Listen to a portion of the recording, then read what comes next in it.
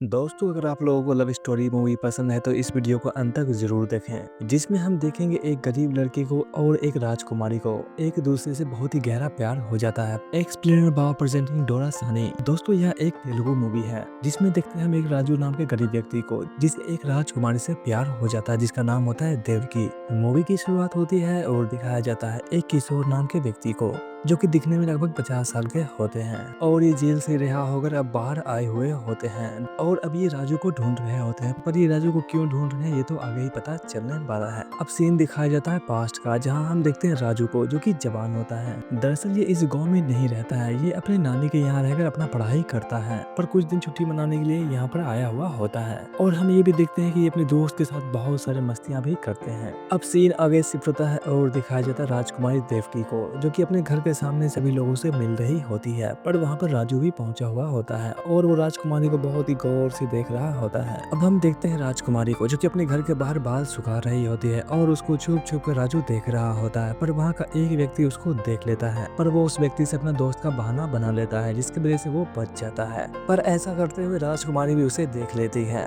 राजकुमारी देवकी को समझ में नहीं आता है कि ये हो क्या रहा है और वो इस पर कोई भी रिएक्शन नहीं करती है। अब हम देखते हैं राजू को जो कि अपने दोस्त के साथ जाता है क्योंकि उसके दोस्त को अपनी गर्लफ्रेंड से मिलना होता है, पर इसके पास कोई बहाना नहीं होता है। तभी हम देखते हैं उसके दोस्त के पास किले का नंबर होता है, पर किसका होता है उसे पता ही नहीं है। राजू कहता है मैं कॉल करने का बहाना बनाऊंगा क्योंकि उस लड़की के पिता के पास एक टेलीफोन भी होता है। और अब हम देखते हैं ये लोग वहाँ पर चले जाते हैं। हम देखते हैं राजू कॉल मिला लेता है और किस्मत से वो फोन राजकुमारी देवकी उठाती है। और अब हम ये भी देखते हैं कि राजू शायरी करना स्टार्ट कर देता है जो कि उसके दोस्त अपनी गर्लफ्रेंड के लिए लिखा होता है, पर ये लोग कुछ टाइम बाद फोन रखकर चले जाते हैं। अब हम देखते हैं रात हो जाती है और राजू देवकी के घर के सामने चला जाता है। तभी हम देखते हैं देवकी अपना खिड़की खोलती है और वो देखती है कि राजू वहाँ पर खड़ा है, जिसकी वजह से वो घबराकर खिड़की को बंद कर देती है। पर वो दोबारा खिड़की खोलती है और वो देखती है कि इस बार राजू वहाँ पर नहीं है और वो कुछ टाइम तक राजू को ढूंढने लगती है। तभी राजू फिर से वहाँ पर आता है, दरअसल वो वहीं पर छुपा हुआ होता है। और तभी हम देखते हैं अचानक से वहाँ पर कोई व्यक्ति पहुंच जाता है, पर राजू का किस्मत बहुत अच्छा होता है क्योंकि वो इसे नहीं देखे होते हैं। अब हम देखते हैं राजू और उसके माता पिता घर की पुताई कर रहे होते हैं, पर तभी उनके पड़ोसी उसको बुलाने के लिए आते हैं और वो ये बोलते हैं कि राजा साहब आपको बुला रहे हैं। हम देखते हैं ये लोग वहाँ पर चले जाते हैं और मुंशी बताता है कि तुम्हें खेत में घुसने के लिए मना किया गया है क्योंकि तुमने पिछले बार जब कर्जा लिया था वो वापस नहीं किए हो अभी तक। दरअसल बारिश न होने की वजह से इनके खेतों में फसल नहीं हुई होती है, जिसकी वजह से ये लोग कर्जा नहीं चुका पाते हैं।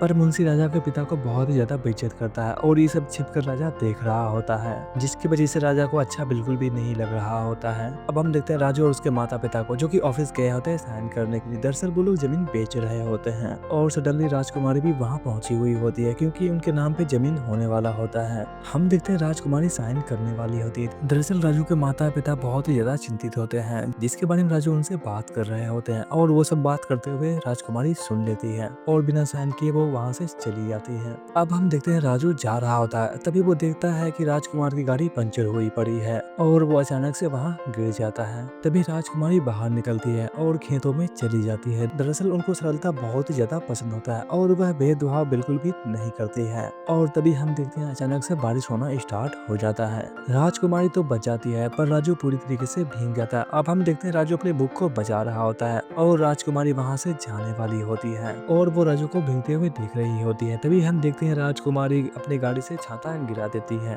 और यहीं से दोनों की प्रेम कहानी स्टार्ट हो जाती है। अब हम देखते हैं राजू हर रोज राजकुमारी से मिलने के लिए किसी न किसी बहाने से उसके घर के सामने आ जाया करते हैं। अब हम देखते हैं एक रात बहुत तेज बारिश हो गई होती है और राजू राजकुमारी के घर के सामने आ गया होता है, और राजकुमारी राजू को इस तरीके से देखकर काफी उदास हो जाती है और वो भी छत पे चली जाती है। दरअसल इन दोनों के बीच अब बहुत ही ज्यादा गहरा प्यार हो गया होता है और इन दोनों को ऐसा करते हुए किशोर और उनके साथी देख रहे होते हैं। दरअसल किशोर बुराई के खिलाफ लड़ने वाले व्यक्ति होते हैं। अब हम देखते हैं राजू और राजकुमारी एक दूसरे से मिलने भी लगते हैं, पर तभी हम देखते हैं कि राजकुमारी का नौकर उसको देख लेता है और हम दूसरे दिन देखते हैं वही नौकर राजकुमारी को बाहर घुमाने के बहाने राजू के पास लेके जाता है। दरअसल वो राजू को बहुत ही बुरी तरीके से मारा होता है और बंदी बना लिया होता है। ये सब देखने के बाद राजकुमारी को बहुत ज्यादा गुस्सा आता है और वो राजू को छोड़ने के लिए कहती है। अब हम देखते हैं राजकुमारी और राजू एक दूसरे से काफी दिनों तक नहीं मिलते हैं, जिसकी वजह से दोनों ही बहुत ज्यादा परेशान हो जाते हैं और ये दोनों काफी दिन बिना मिले ही बिता देते हैं। अब हम देखते हैं एक रात राजू राजकुमारी के घर के बाहर खड़ा होता है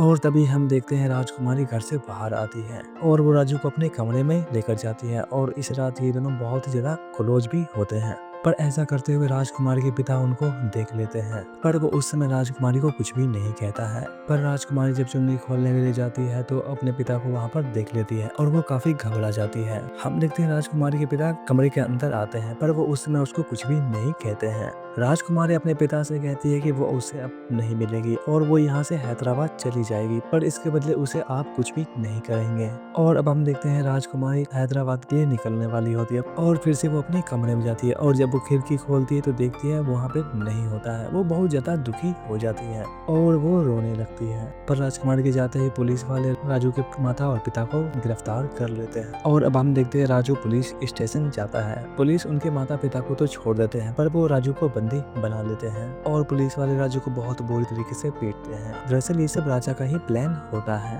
और वो राजू को उसकी बेटी से प्यार करने का सजा देना चाहते हैं। अब हम देखते हैं राजकुमारी देवकी को, जो कि हैदराबाद पहुंच चुकी होती है और जब वो कॉल करती है तो एक लड़की से पता चलता है कि पुलिस वाले राजू को गिरफ्तार कर लिए हैं और राजू यहाँ पर किशोर से मिलता है क्योंकि पुलिस वालों ने किशोर को भी गिरफ्तार कर लिया था और यहीं पर राजू अपना प्रेम कहानी भी इनसे बताता है। अब हम देखते हैं एक दिन हवलदार एक चिट्ठी लाकर देता है किशोर को, जिसमें लिखा होता है कि तुम संभल कर रहना क्योंकि तुमको मारने का प्लान किया जा रहा है। और अब हम देखते हैं राजकुमारी देवकी को भी, जो कि हैदराबाद से चली आई हुई होती है और वो पुलिस थाने पहुंचती है, पर वो देखती है कि वहाँ पर राजू नहीं होता है। पर एक हवलदार से पता चलता है कि कुछ पुलिस वाले उसको यहाँ से कहीं दूसरी जगह लेकर गए हैं और तभी हम देखते हैं राजकुमारी के पिता भी वहाँ पे पहुंच जाते हैं और राजकुमारी को वहाँ से लेकर चले जाते हैं। अब सीन आगे शिफ्ट होता है और दिखाया जाता है पुलिस वाले दोनों को एक नदी के किनारे लेकर गए होते हैं, जो कि गाँव से बहुत दूर होता है और वो दोनों को भागने के लिए कहते हैं और तभी हम देखते हैं किशोर पुलिस वाले गन छीनकर उन पे फायर करते हैं और इसका फायदा उठाकर वो लोग वहाँ से भागने लगते हैं, जिसमें किशोर जख्मी हो जाता है। वो राजू को वहाँ से भागने के लिए कहता है और वो ये भी कहता है कि तुम उस लड़की से शादी कर लेना।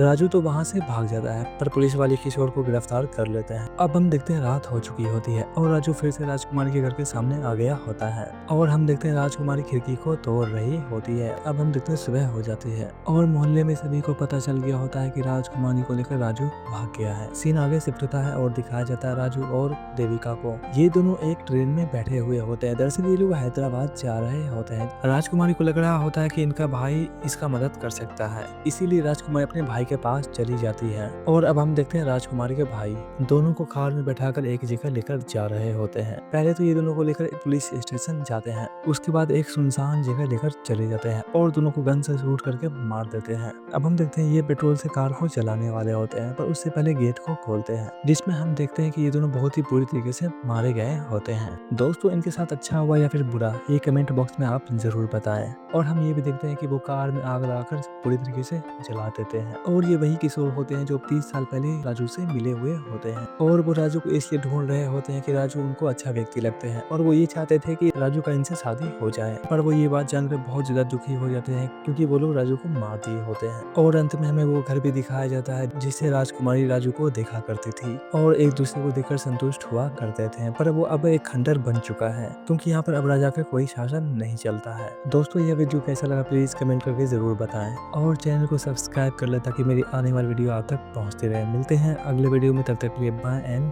Take care.